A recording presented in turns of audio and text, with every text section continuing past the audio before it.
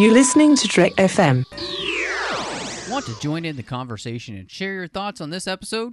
Join the Babel Conference, our listeners' discussion group on Facebook. Just type BABEL into the Facebook search field, and we'll look forward to seeing you there. This is Steve Sansweet of Rancho Obi-Wan, and you're listening to the 602 Club.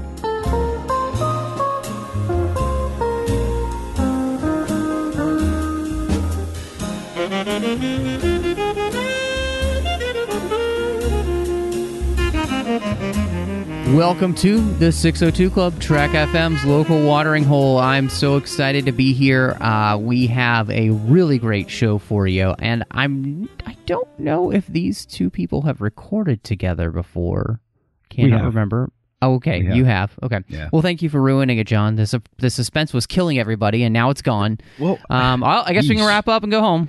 So. All right, well, catch you all later. But you guys know that I can't do this alone, and I'm really glad that Christy is feeling better and is back here in form in the 602 Club. Christy, how are you doing? Much better, thank you, and thank you guys for thinking of me. But I'm so glad to be back and talk about this audiobook because I got to tell you, I love Dooku and I love Ventress, so I was excited. I mean, who doesn't love good Dooku? So, yeah. And as you heard, of course, we have the illustrious John Mills back, my co-host from Aggressive Negotiations, and also Dooku aficionado. Oh, very much so. Very much. Huge Dooku fan. I've always, it was a very long time ago. I even wrote something way back Lost in the Mists called like Who Weeps for Dooku, because I was always like, he's the one guy that never gets any sympathy for his fall, and it's like, come on, there's a tragic story in here somewhere. So I was really happy. And now your time has come. Thrillingly, it's here. Yeah, and I think that's really interesting is that, I think you're absolutely right, John. Dooku almost became like the Forgotten Sith. And now we're really opening the book on his life. And in many ways, this book, this audiobook, audio drama, just to kind of guess we'll jump right into some things. But I think it kind of reminds me of what the Plagueis book did for Palpatine back in the day. This audio drama really does a lot of that same thing for Dooku. Yeah, it does. I think it adds a lot of really interesting layering, but at the same time, it adds layering in the sense that the other work that got released recently, Master and Apprentice, that it feels very authentic. This feels like I'm learning something that makes sense and totally lines up with how I felt about the character. So while there are things that are unexpected, there's nothing that is unwelcome. There's nothing that is a revelation where I say, oh, well, that doesn't really work out too well. It all feels like, yeah, no, okay, this plugs right in with what I walked away with after Attack of the Clones and Revenge of the Sith. Yeah. Well, okay, before we completely jump into Sith Lightning here, just, right off the bat, we should remind everybody, you can find the 602 Club wherever you get your podcasts. Make sure you're hitting us up with a star rating review over on Apple Podcasts or iTunes. We really appreciate that. And anybody that does that, we read your review out in the show, and thank you for what you have to say. Honestly, though, too, wherever you get your podcasts, hit us up with a review. Let people know what you think of the show. You can find us pretty much any place that podcasts are available. And, subscribe, too, because it makes sure you get the episode as soon as it's dropped. And we've got some great stuff coming out this year. In fact, Christy, I don't know if you saw it, but I was, planning out some of the rest of the year, and we've got some great stuff that's going to be coming up. I think people are really going to be excited, and there will be definitely some more Star Wars stuff because we end a saga this year too at the very end of the year. So it's going to be great, folks. So make sure you're checking us out. You can find us on Twitter at Trek.fm. We're on Facebook at facebook.com/Trek.fm. We've got our listeners-only discussion group. Maybe you would like to join in the larger conversation of everyone that listens to our shows here on Trek.fm, and you can do that on the Babel Conference, which is housed on Facebook. Type Babel into the search field there on Facebook, or you can go to the website at Trek.fm and hit discussion on any of the bars that say in the menu bars we've got on the show pages, there's a little button that says discussion. Hit that and it'll let you in. And then you can also write us an email. Christy and I do love getting emails from people who listen, and you can do that at Trek.fm/contact, choose a show, and choose the 602 Club, and then we'll be able to converse with you that way. So I mentioned, and I made a joke, but it's really true. John, we were talking even before the show on the other side of the bar that this is probably one of the most dense stories that we've had, I feel like, in the new canon. We've had some great stuff, but, this, to me, again, all the stuff that happened in that Plagueis book, this really kind of fit in that mold where there was just so much happening. I felt like the best place to start was, maybe the life and times of Dooku, because there's a lot that goes on here. And one of the things that I thought was so fascinating was how important some of these friendships are to him. I mean, we learn he's best friends with Sifo Dyas, who he'll use later on. He has a master that he gets a really close friendship with, Lean Costana, who teaches him a lot of interesting things. And then we find out that he has a friendship with his sister that continues for most of their lives, which kind of leads him, to the path to becoming the Count. And I thought this was just, to me, these friendships are really the thing that kind of foment who Dooku's going to be. I thought that was fascinating.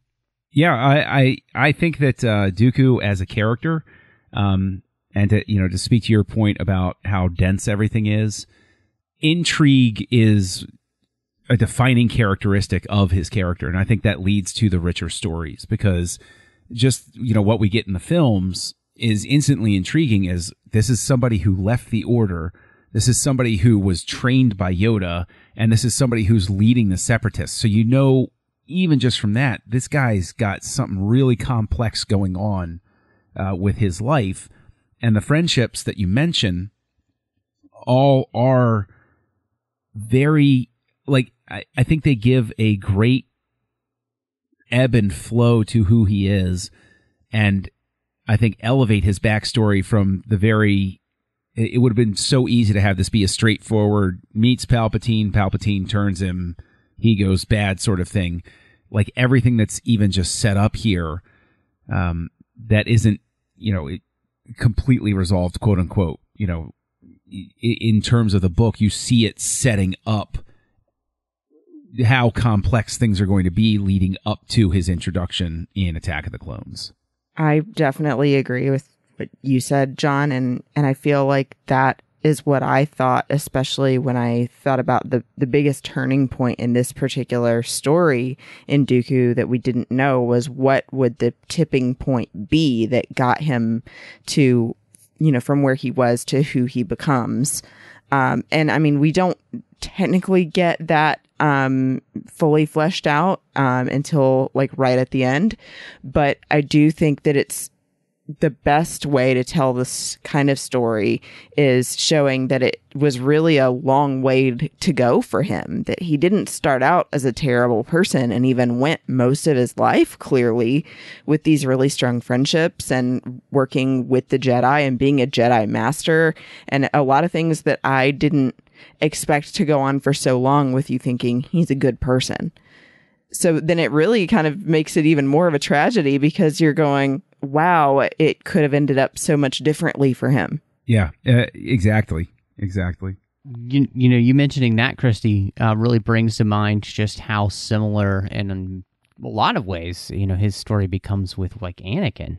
I mean, you end up with a lot of similarities.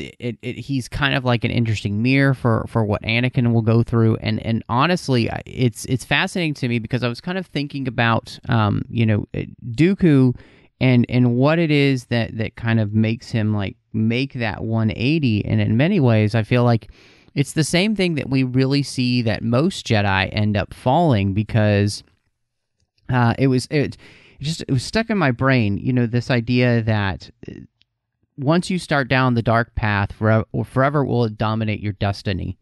And we see that very early.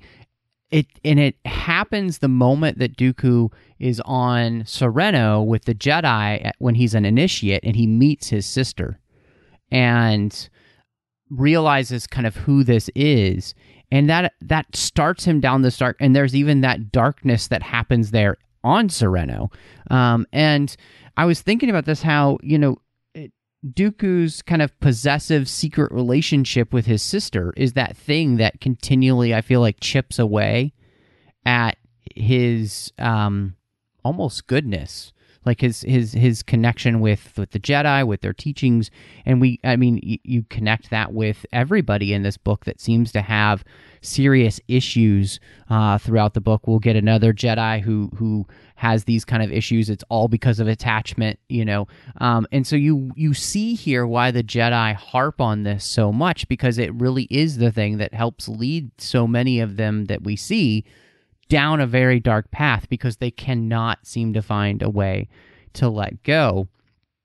And I thought that was fascinating, because his sister Jenza really is the one that kind of ends up being the catalyst, Right. Yeah. Well, and I think it also shows that you could go down the dark side so easily, that it's something that you feel bad for him and for all Jedi for that no attachment policy, because everyone wants to know their family, especially if you were taken as a baby and never got to even meet them. You wouldn't remember anything. But then again, it's like you're saying, Matt, like it's technically selfishness, because it's lying by omission, by hiding that from everyone in the Jedi Order. And then it's also that selfishness of, well, I don't care what they say. I want a relationship with her, so I'm going to keep it anyway. So I see it sort of starts you down that path, and then you just can't get out of it. And I think what's especially interesting about that is that this entire book does a great... What I've always loved about the prequels themselves is they have these moments that add a lot of shading to, the later stories that we've seen before. And in this specific circumstance, seeing Dooku's life mapped out like that, like you're talking about, Christy, gives so much shading to what Yoda says in The Phantom Menace, when he says, grave danger I see in his training. Like he's seeing the potential for Anakin going Dooku. And it's very, we've always seen sort of similarities there and everything, but to see it mapped out so precisely from the beginning of, having the attachment in childhood. Yeah, he didn't grow up with his family, but at a very crucial moment in time, he gets exposed to his family and, engendering that missing of them, and then culminating with the same sort of, even though it's a different relationship, the same sort of evil decision about how to handle a perceived betrayal at the hands of a loved one. And seeing that echo Anakin's is, I think, one of the neatest things, is because, Lucas himself always talked about, the echo, the tone poem, and you can very much see that at play here through every step. And it's really fascinating. Well, and what was interesting is watching Dooku, Christy, you mentioned this whole idea of like him saying, no, I'm going to do it anyway, which is exactly Anakin, right? Like, no, I'll do what I want. I'm special.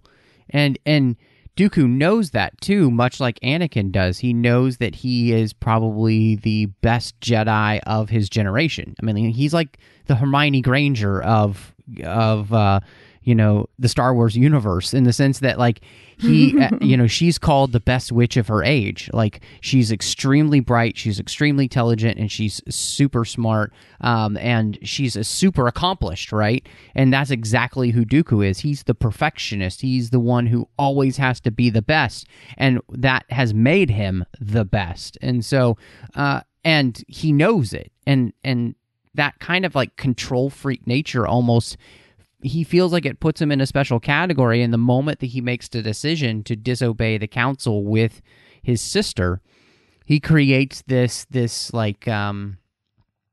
little world for him to live in where he is separate. He is, other than the Jedi. He is better than all of them because he can have these things that they don't know about. And, and it really rocks his world once that secret finally comes out. But it's interesting because, too, Dooku also watches other people go through this, and that's where those friendships comes in. We see Lean have this same issue with Sifo-Dyas, as taking him as her Padawan, and he turns out to be somebody who's having all of these visions and stuff, and she hides that from the Jedi Order. We see other people in Dooku's life do that same thing, and so I think what we see here is a pattern of disobedience to Jedi rules, and it's almost it's very interesting to see that pattern here at this point in time, because it's the same pattern that we see obviously play out with Anakin and other Jedi. I mean, you think about what happens in the Clone Wars with Pong Krell, and those kind of things where they just start doing their own thing, doing what's right in their own eyes. And Dooku kind of seems to be one of the catalysts for some of that. What I would say to go along with that, though, is one of the biggest questions I think that is there in the prequels that we all, talk about is, why are they so tolerant of Anakin's disobedience and not following the rules? And we've always had the easy answer, well, he's the chosen one, so they make exceptions for him. But there's a specific thing in this book where they do address that, where it's a passing line. I'm paraphrasing, of course, but where one of the characters says something about how the Jedi are always about giving people endless second chances.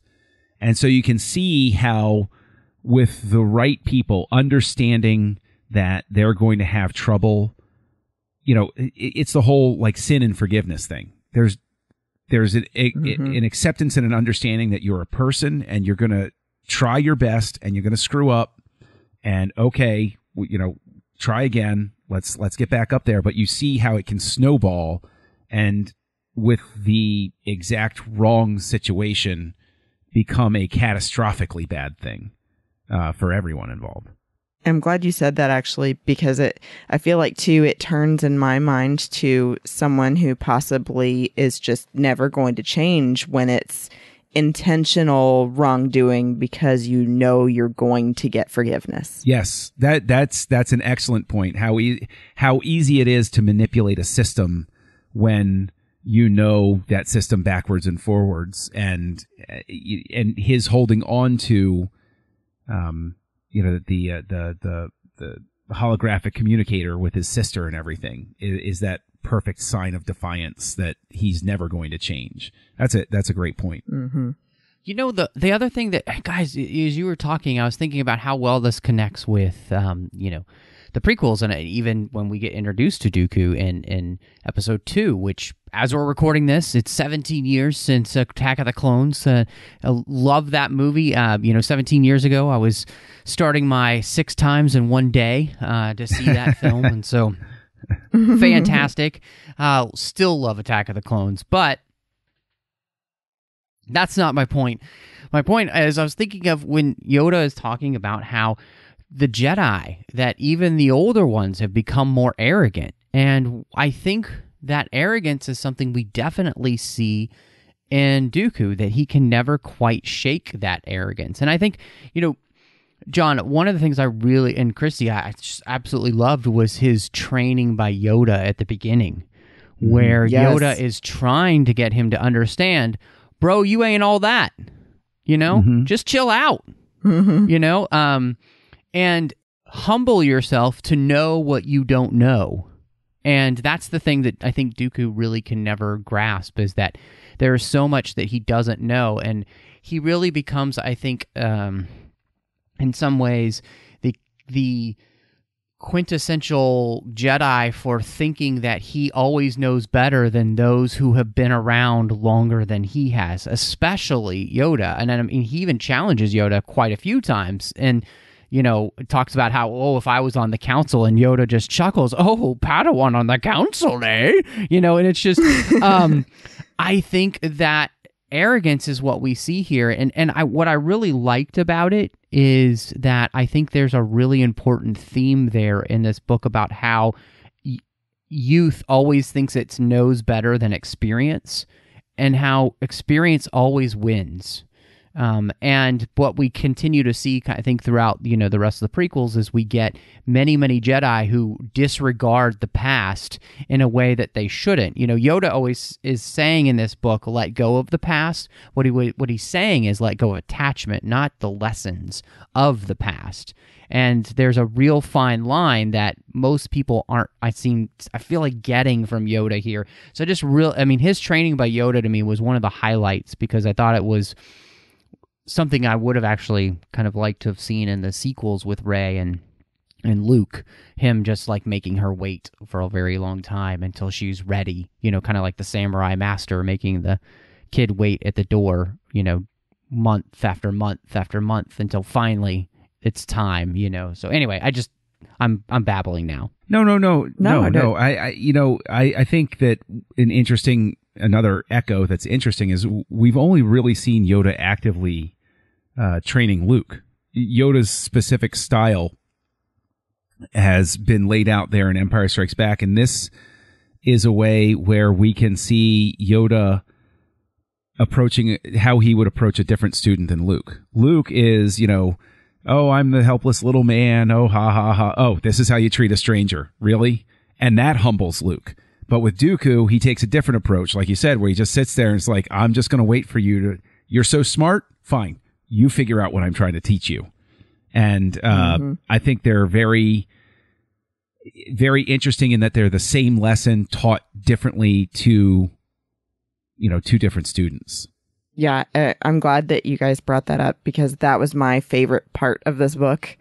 I think that it absolutely shows that Dooku's biggest weakness is his arrogance and his pride, and that he always thinks that he's the special one, he's better than everyone else, that he's going to show Yoda, and just the length of the descriptiveness of what he was going to do with this tree that's been there longer than Yoda's been alive.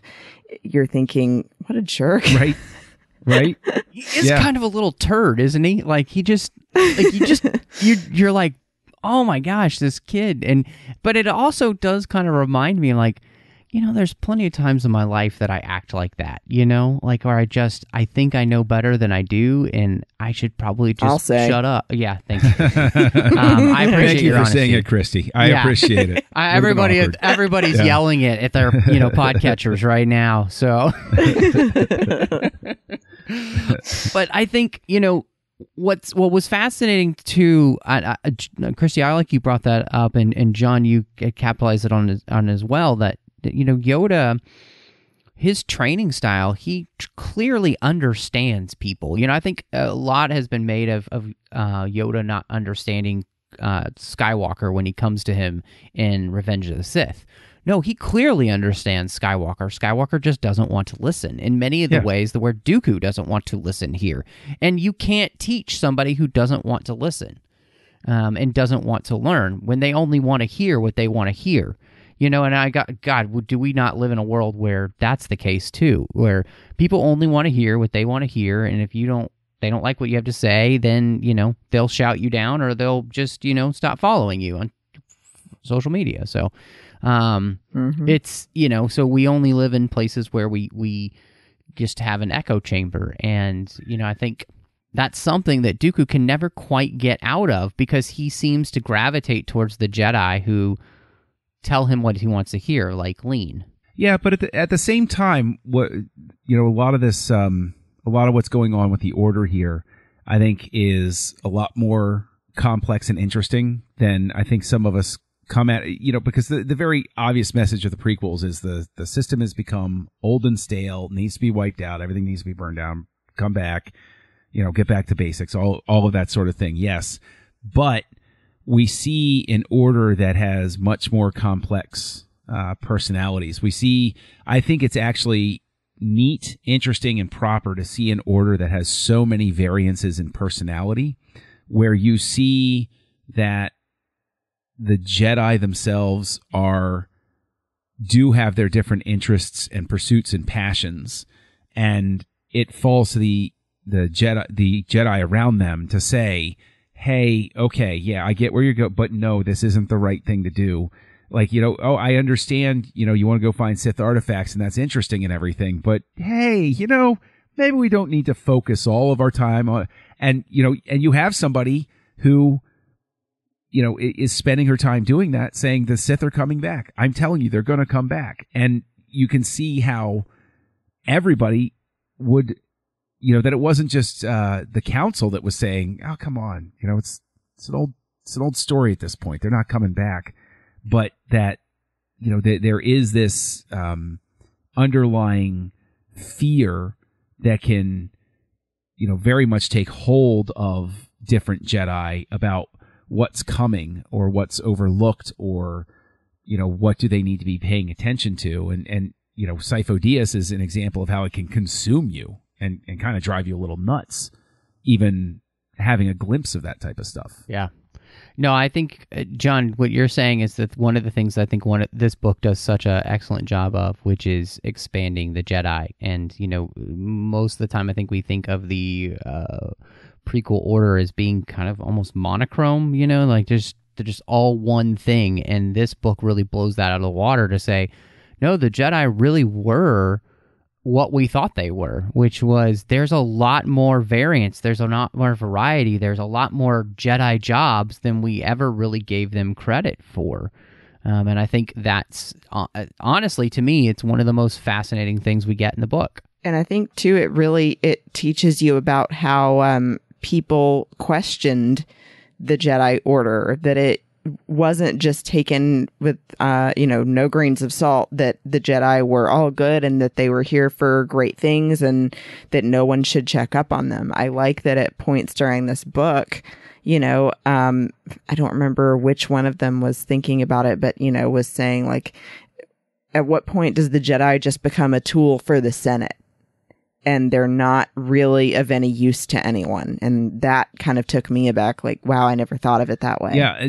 Yes, absolutely. And there's paired with that something that I thought was a really interesting detail that was worked in the right way. Like, there's so many little details along the way that point to those sorts of things, Christy, that are great, where when Dooku is going to the state funeral, they talk about how they have to construct like a cover story. It's like, they basically say, we don't want the Senate asking about why you're going there. And it's like, wow, the Jedi are watched that closely that you can see there's a sort of antagonistic relationship already set up because of the balance of power stuff, that the people in the Senate would be completely aware that if the Jedi decided to go bad, everybody's screwed. And so, like, it's not necessarily as friendly a relationship as you would expect, which makes it even more interesting that Palpatine's relationship as Supreme Chancellor at first seems to be even friendlier with the Jedi. Like, it casts him in a very interesting light as to why, at the beginning of Attack of the Clones, when Palpatine's playing nice, it has that shot of Yoda just like giving him the stink eye, like, something's not right here. That's like my favorite shot from that movie. Yeah, just FYI. Just when he gave him the stink eye, I was like, man, they really nailed CGI Yoda. Yeah. No, I think Christy, you brought that up, and I think it's so important, John. I think we even mentioned that in our talk about Master and Apprentice, like that the Jedi, one of their roles seems to have become police officers of the galaxy instead of really following the Force. And I think, as you were mentioning, Lean doing her thing with the Sith artifacts and all, and the different Jedi with their different interests and responsibilities and things.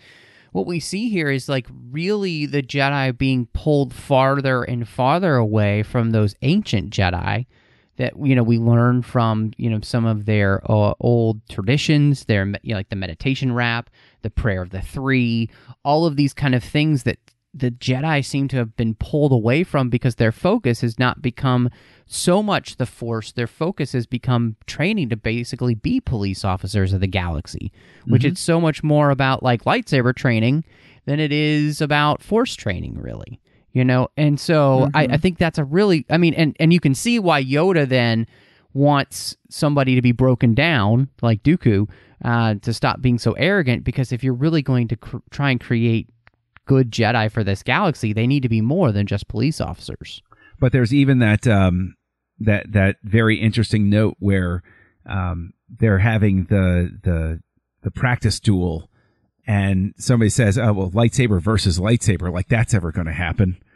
Like it's just that little, because you mentioned how the lightsaber training and everything like that. It's like it's that little hint of it's so what goes down when we get to Revenge of the Sith is so incredibly weird. Like it already, it's Jedi versus Jedi and everything like that. But, Maul showing up and then Dooku going, like it's not even entertained as a real possibility that there's going to be lightsaber on lightsaber combat in their lifetimes. That the only thing they're going to, it's just a thing we do. It's an old form. It's a tradition. It's a demonstration, but it's never going to be a real thing. Right. Exactly. Is what they think. Yeah. Yeah.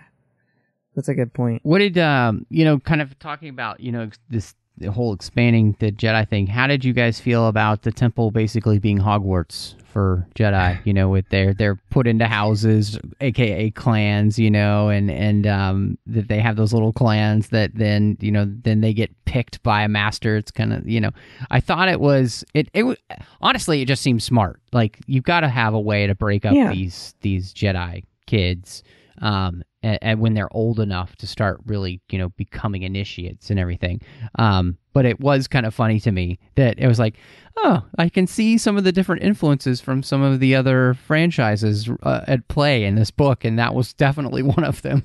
Well, if you're going to go down that road, does that mean that we should entertain the possibility of getting like a Jedi version of Quidditch in one of these books at some point? Oh, that would be great. That'd be pretty interesting. I think it could totally happen. Well, so did that mean that basically Dooku started off as a Ravenclaw and became a Slytherin?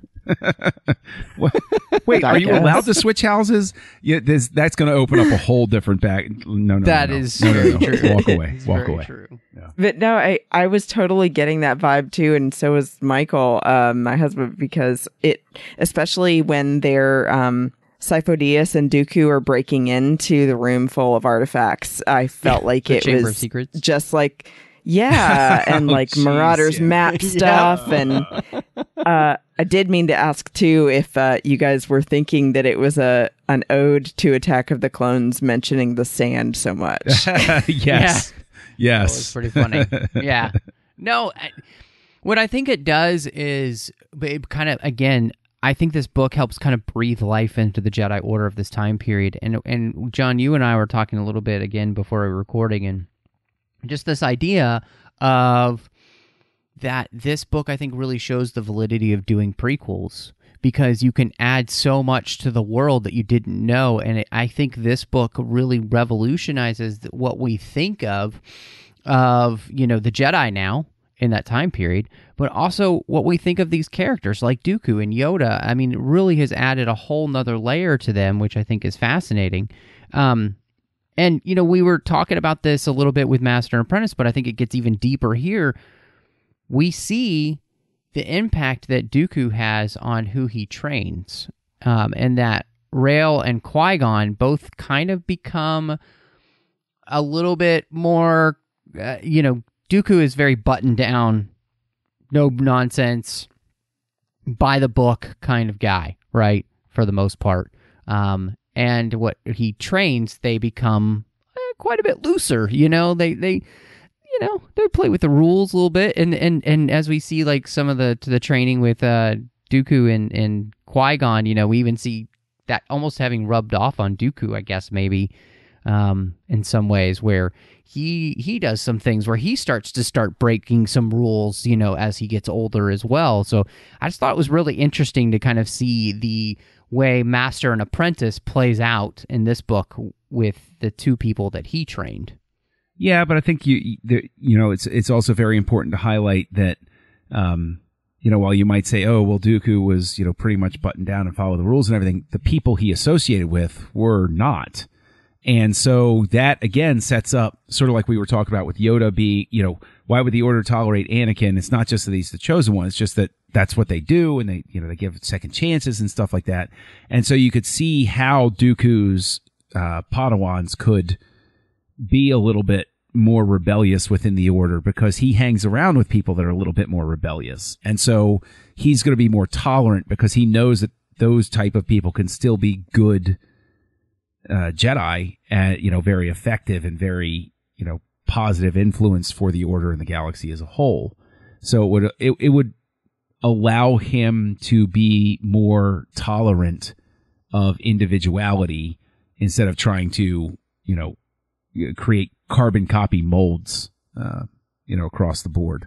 But then I wondered too if how much of that was actually him getting more and more dark and thus allowing more flexibility with the rules. Because I mean, it definitely to me was a standout moment when Dooku is attacking the Trandoshan, I think it was, and Qui-Gon thinks he's going to kill him.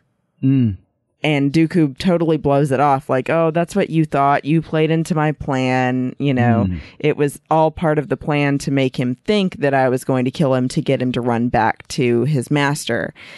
But still, you're thinking in the back of your mind, but he probably was going to kill him. Right. No, that's an excellent point, actually, that it's sort of that he's able to tell a little lie to Qui-Gon that allows him to lie to himself, too. Where if Qui-Gon wasn't there, we probably know how that would have wound up going down. Yeah, that's a good point.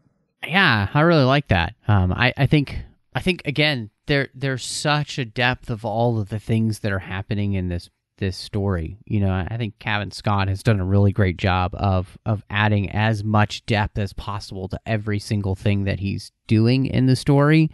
And, it's just one of those things like you could talk about almost every chapter of this audiobook. You could do a whole like chapter by chapter analysis of it and talk through all the different things that happen, and it would be, I think, extensive because there really is so much that's being added here. I think we would be remiss if we didn't mention some really interesting things we learn about Serenno as a planet and the ancient Sith, because Serenno was once held by the Sith Empire. And apparently the leader of House Serenno single-handedly, and I put that in air quotes, expelled them from their planet. Hence, they named the entire planet after the House of Serenno, and also made them head of all of the houses on the planet, which, wow, this is so Game of Thrones, with all the houses and them infighting and for who's going to be the head of what house, I was very interested in it. It just, that really teased my interest. I'm like, wow, if Benioff and Weiss want to tell those stories, please do, because it would be awesome. Right? It's right up their alley.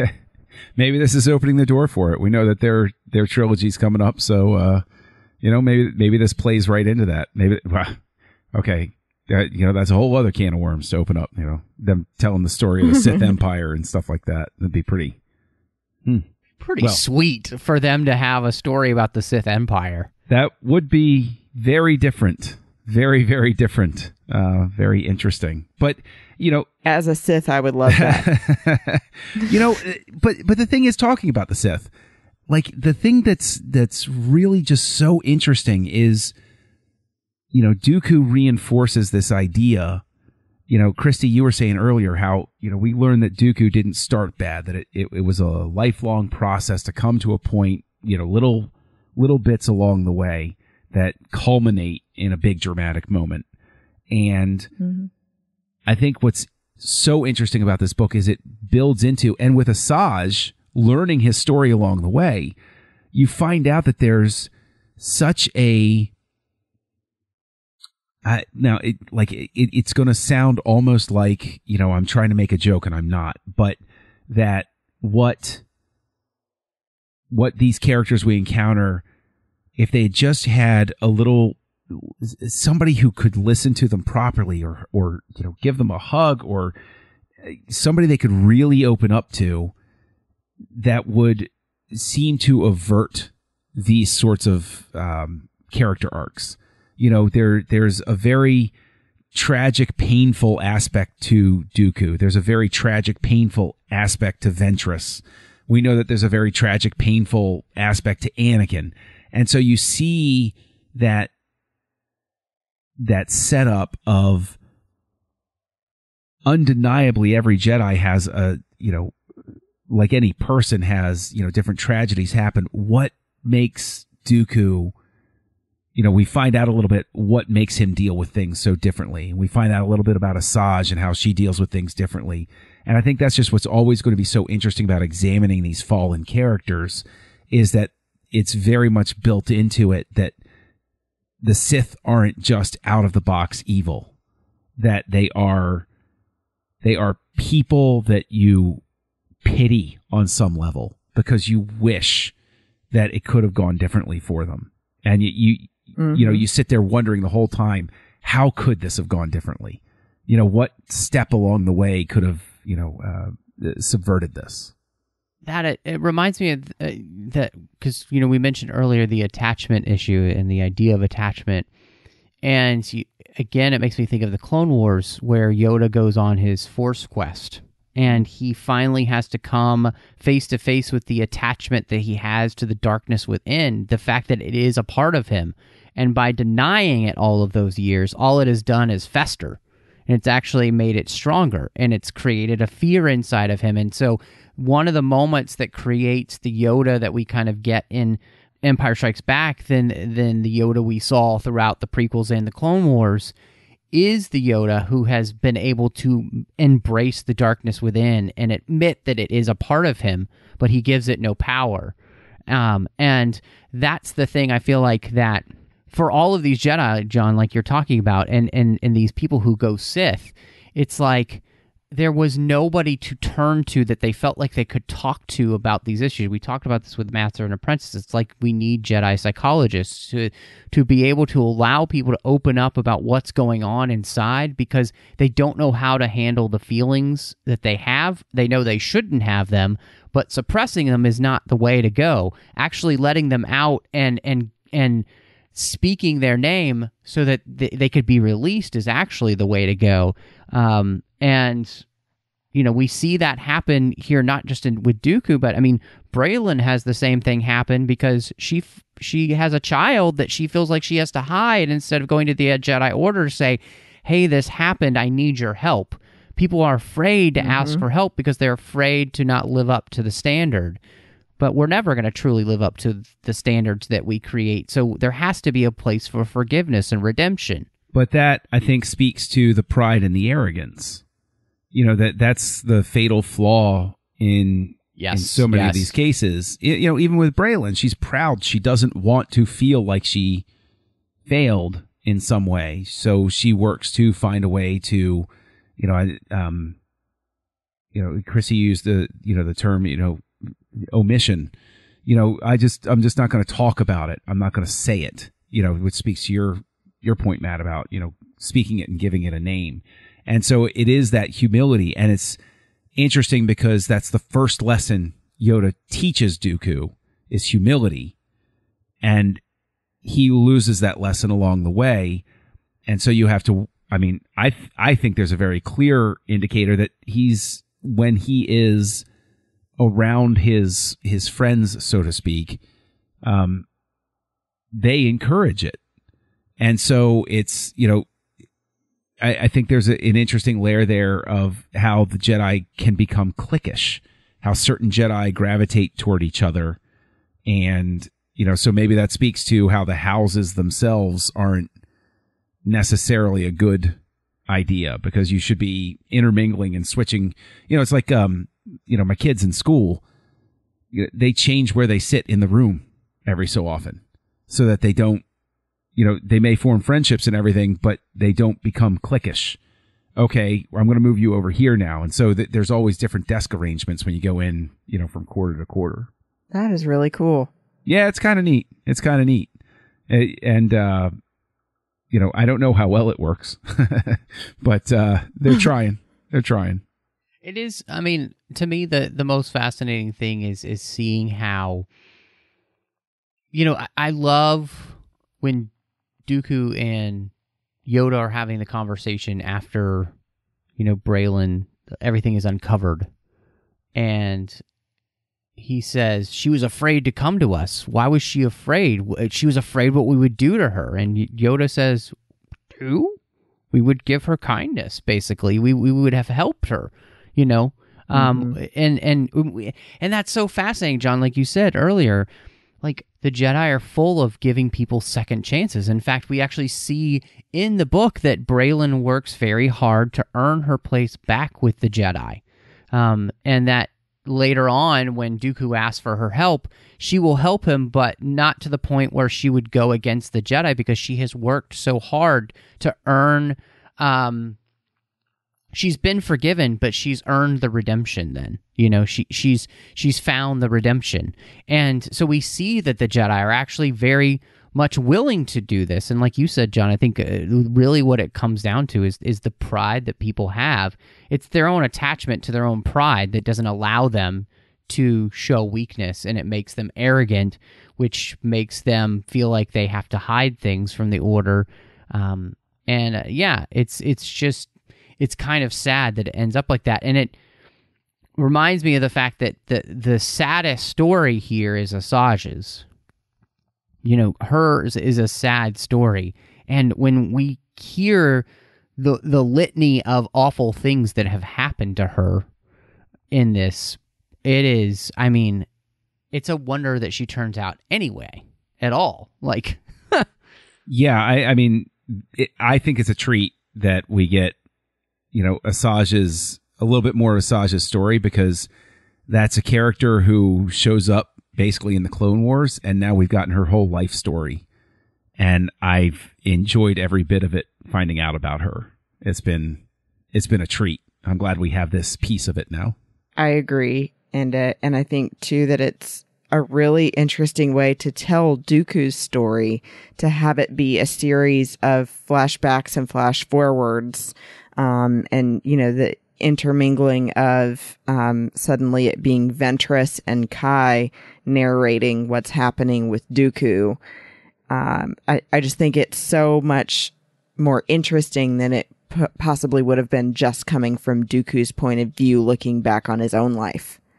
And I think it adds more weight to both Dooku and to Ventress's stories, because that both of them had some good in them, and that she still, in spite of all the stuff that she's been through, seems to have some vulnerability and some naiveness, I would call it, to think that things might go a different way at some point, and then they never do, and you feel bad for her. Yeah, totally, completely. And I thought that Kai being along with her on her mental journey reminded me actually of the show Dexter, where his conscience took the form of his father. Yes.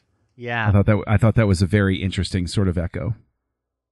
Well, and I thought it was fascinating to have, it made me think a little bit older, but that he's like her Jiminy Cricket, whispering in her ear of the things that she should do, and a reminder of the things that he had tried to teach her.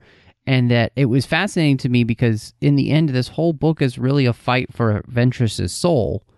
And Dooku has actually been using these journals and these hollows to seduce her to the dark side completely, to make her give up any hope of seeing goodness or to just accept the darkness.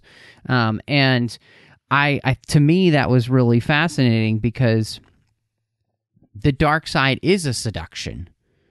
And here what we see is a character in Asajj who has constantly been, she was taken from Dathomir to protect her coven. She's sold as a slave. She's saved by Kai. She finds a life with Kai until he is killed. And then she, goes on a murderous rampage like Anakin, killing everyone until she's lured into a trap. And then, well, this was the cool part.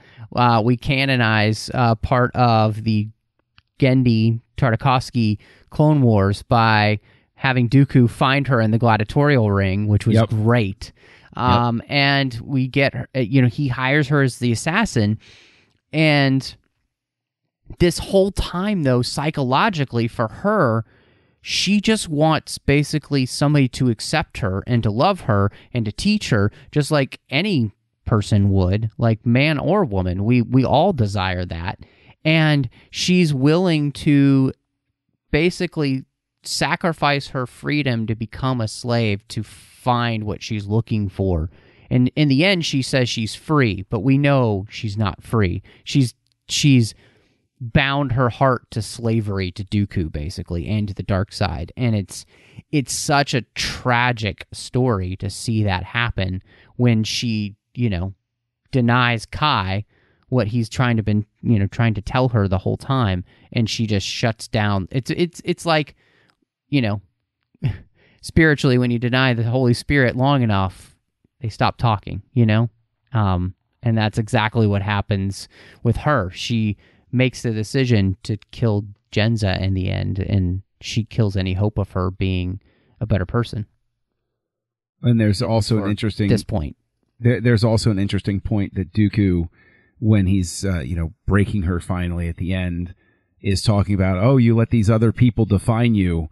You should be free. You should be your own person. And then as she's teetering on the edge, and he even says, I'll tell you who you're going to be. And it's like, wow, man, that that's just that whole brutal sort of thing of like, he does the exact thing that he uses to break her with.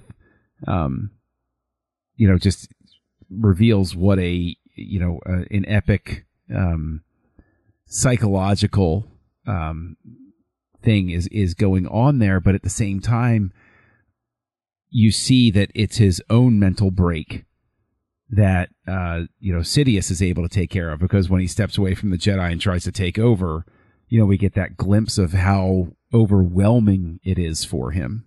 And so it's always those moments of weakness when you're floundering. Yeah, and I'll build on to what you're saying, John, about Ventress. I felt like it's really in those last moments that you feel like she really thought that whole time was building up to Dooku just wanted his sister back in his life. Yeah. And that's what really broke my heart, is that you're going, oh, Ventress, nope, yeah. It's a trap. The whole thing is a trap. Abort. It's a trap. Yeah. Yeah. Thank you. I mean, it is kind of an epic mind frack. I mean, that's exactly what he does to her. Like he just twists everything. And it, what I think that it makes very interesting is the fact that Dooku is using many of the same psychological ploys that, we see Sidious use on Anakin, of the ways to twist his mind into making the decision that he does. So, I think it's really cool. And again, I love, like you said, John, we really kind of have Asajj from start to finish now, from this and the Clone Wars all the way through to, what we get in Dark Disciple. A full, incredible character arc of somebody starting off in the most awful place, kind of finding some peace with, Kai, being turned into an assassin, and then finding some kind of redemption through all that is really, really, it makes for one of the best, thematic arcs of all of Star Wars, really, which is really cool.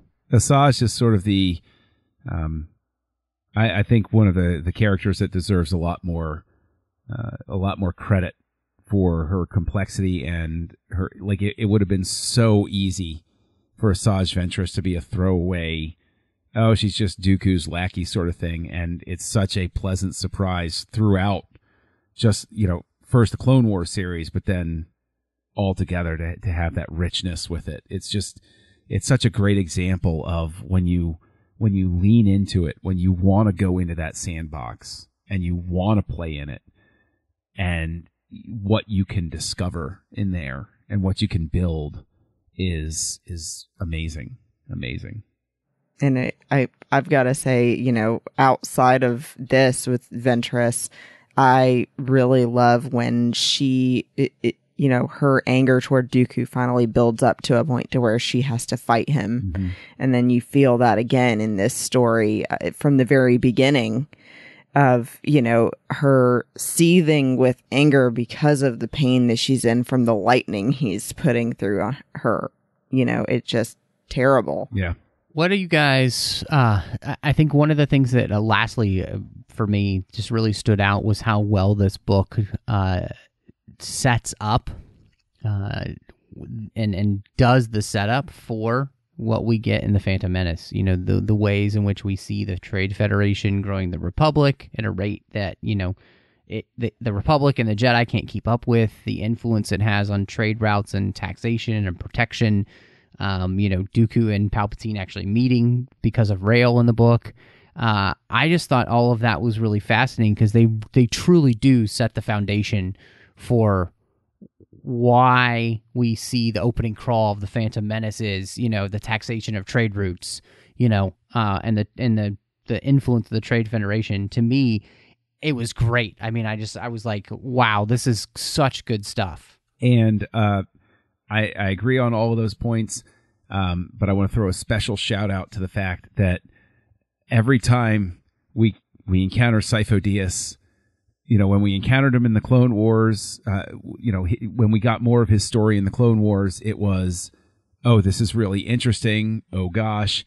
And now to have him the way he is in this book, I desperately want another book because the Kaminoans, I want to find out how much was a lie when they said that he was a leading member of the Jedi Council. Did he go out there and, you know, bluff and bluster? Or was that the truth? Or was that like, that's another one of those little layers that I think is set, you know, to speak to your point about setting up. I come out of this saying, no, I want more. Give me another one. I need another one now. Let's get further down the road here. Yeah. No. Yeah. I'm just kind of thinking through that now. And I'm like, dang it. I need another book right now. Yes. And we might get one. Yeah, we could. I mean, and you know, this is the first time that they had done specifically just an audio drama from Del Rey and Random House. So, you know, this could be something that they continue. And with the success of this one, I think, story-wise, I would be completely for it. And I'm not normally an audiobook person, but the way that they presented this and everything, it created like those old audio dramas that I loved listening to as kids. And that I would spend hours listening to, and this really did that for me as well. So, where do you guys come down on this? So, you know, if you were going to put a rating on it here, you know, 5 or 10 or between, you know, whatever you want to do, I'm really interested to see what you guys think. So I definitely have to say I found very few drawbacks at all to this negatively for me. I think that it definitely adds all of this addition to a world that we know has so much in it already. You know, with Dooku and with Ventress, we just never fully got a fleshed out story, though. And so finally getting to see what it takes in Dooku's life to lead him to being a Sith. And I love the moment, even because this is an audio drama, where you hear Palpatine saying apprentice in his creepy voice. Oh, yeah. Because Dooku's having the voices in his head. Yeah. I think is a great foreshadowing. And like I said before, I loved Ventress after I saw her in Clone Wars. So getting more Ventress made me happy. And I liked this way of telling the story with the flashing back and forward and her being like the narrator. So I think that the only thing I would say was a little bit of a negative for me was at times the voice of Dooku sounded more like Ewan McGregor's Obi-Wan. So that kind of took me, made me a little confused at points because I was thinking I was listening to Obi-Wan when I knew I wasn't, but you know. I agree with you. There are a couple of points where the vocal similarities between Now, I'll never say that Rail was, I always knew who was speaking then. Like Sifo Dyas and Dooku during some of the heightened tension scenes and stuff like that, it was like, wait, okay, who said here? That? Which is, I'm not offering as any sort of, harsh knock on anything. It's just, it got a little mixed up, and it maybe the solution was just spacing out their dialogue a little differently or something like that. But I can honestly say that as a fan, this is A+. This is right up my alley. Loved it. It was something that was engrossing enough that I thought I could get away with listening to it at work, at my desk, and I wound up sort of like spacing out and paying more attention to it than the screen in front of me. I was like, I got to turn that off. So that that's a high compliment. I don't think that there's really an entry point for a non-fan. That is, one of the drawbacks, but at the same time, this is not at all geared toward a non-fan. This isn't the sort of thing where I'm going to say, oh, you've never seen Star Wars before. Here, I'm going to use Dooku Lost Jedi and get you on board. This is for the initiate. This is for somebody who's along for the ride, and that's fine. And high marks. Really enjoyed it. Really glad that I took the plunge with it. And I guess we should give actual numbers. Mine was a 9 out of 10. FYI. Mine. Wow, I didn't think in terms of 9 out of 10. That sounds good. I'll go with that. I'll copy Christy. That's always a good. It's always a good move. Follow the leader here. Or I copied you. It depends on who had the vision first. I don't know who's having the vision right now. This Moss is just awful. Yeah. Which I just want to say that up front. Like, there's so many things that we didn't get a chance to talk about that happened in this novel, because again, this audio novel is just jam-packed full of things that would be incredible even on their own to just talk through. And so I hope that everybody will pick this up. I think it's so worth the listen. I'm going to actually say I feel like this is 10 for 10 for me. It's very seldom that I give a rating like that. But honestly, this and Master and Apprentice have both been at the top of the Star Wars storytelling game. And like you said, John, this isn't something you give to just anybody, right? But this really is made for the Star Wars fan, and I appreciate that. Not everything has to be for the fan who's just not really as much into things.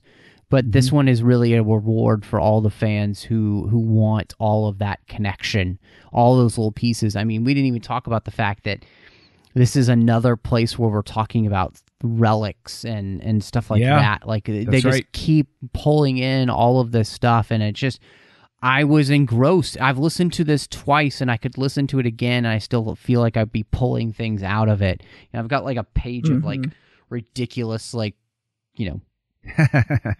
brilliant, beautiful mind notes about this thing. You were drawing the connections. Drawing the connections. You're gonna wind up like Charlie from Always Sunny in Philadelphia. Yeah. So this is fantastic. I mean, this is what I want from Star Wars and its expanded universe fiction. This is what I want from the new canon. I'm so happy that this stuff has been coming out. I'm so happy that the last 3 books and this audio drama have been in the prequel era. I think it just shows you how rich this era is. Like, it is vast, and there's so much more they could do in it. So I hope that they'll continue. And I'm really glad we got a chance to talk about it together. Thank you to our associate producers here through Patreon, Ken Tripp, Davis Grayson, Daniel Noah, and Ryan Millette for supporting the 602 Club here through Patreon, as well as the entire network. Trek.fm is a large network. We have so much that's coming out each and every week. We can't do it alone, so we just ask you, go over to patreon.com/TrekFM and see how you can be part of our team. Every little bit does help, but we have some great contribution levels that give you even more perks for it. And in the end, we want to say thank you to all of those who do support us, and we encourage you to find a way to help us out every little bit truly does help. So, John, it is always great to have you back in the 602 Club, but let everybody know, maybe they want to talk some more Star Wars or see what else is going on with you. Where can they find you online? Well, look for Kessel Junkie. That's my name online. You can go to kesseljunkie.com and see me being a scamp on my blog. Kind of lurk around Twitter every so often, but mostly active on Letterboxd and Goodreads. And you can find me over on the Nerd Party Network, co-hosting 2 different shows.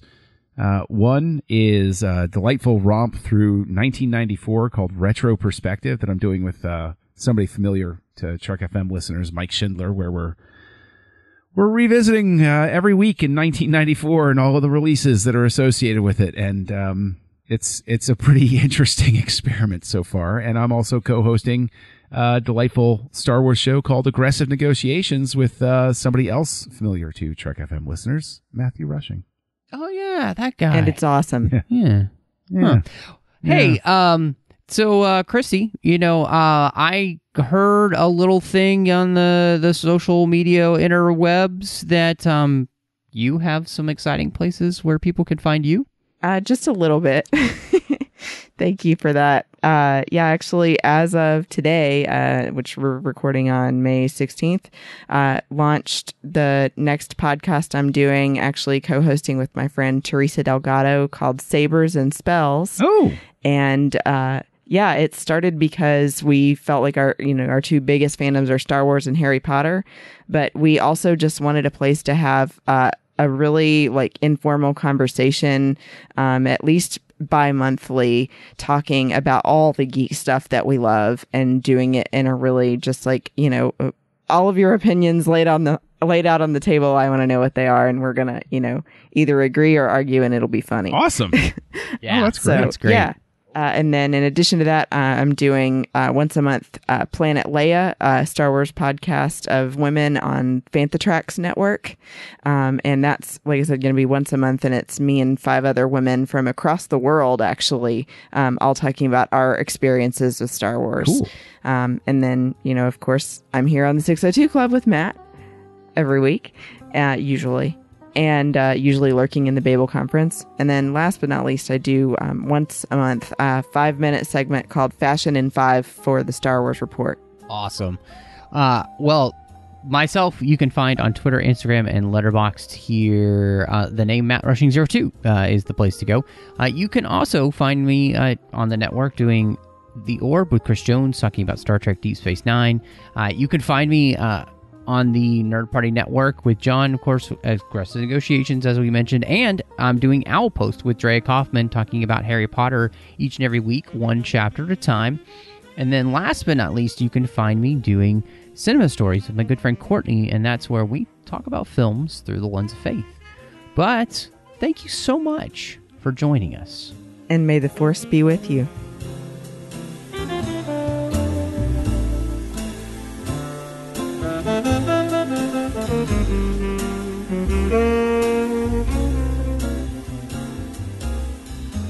Thank you.